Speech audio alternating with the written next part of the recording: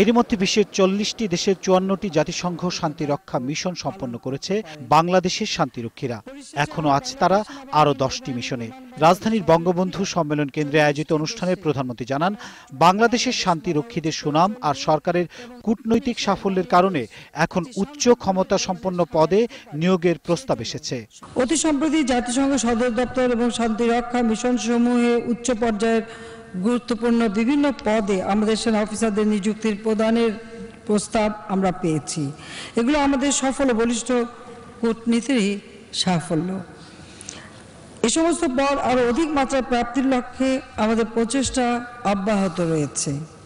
বাংলাদেশের শান্তিরক্ষীদের সুনাম ধরে রাখার আহ্বান জানিয়ে শেখ হাসিনা জানান, জাতিসংঘের ডাকে সাড়া দিয়ে পৃথিবীর যে কোনো প্রান্তে শান্তিরক্ষী প্রেরণের ব্যবস্থা আরও কার্যকর করার প্রয়াস নিচ্ছে সরকার। আমি বাংলাদেশ সেনাবাহিনী, নৌবাহিনী, বিমান বাহিনী এবং পুলিশ বাহিনীর সকল শান্তিরক্ষীদের বিশ্বব্যাপী শান্তিরক্ষা কার্যক্রমে তাদের বর্তমান পেশাদারিত্ব, সততা, নিষ্ঠা ও আন্তরিকতা বজায় রাখার জন্য উদাত্ত আহ্বান জানাচ্ছি।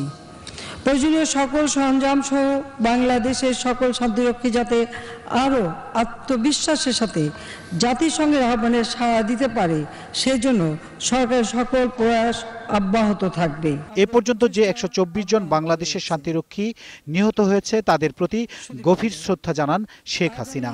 গভীর শ্রদ্ধা করে সেই সকল শান্তিরক্ষীদের স্মরণ করছি যারা বিশ্ব শান্তির জন্য অকাতরে জীবন বিসর্জন দিয়ে বিশ্ব দরবারে দেশের পতাকাকে উজ্জ্বলতর করেছে, বাংলাদেশের ভাবমূর্তি বৃদ্ধি করেছেন। Sajid Rommel, 21 television, Dhaka.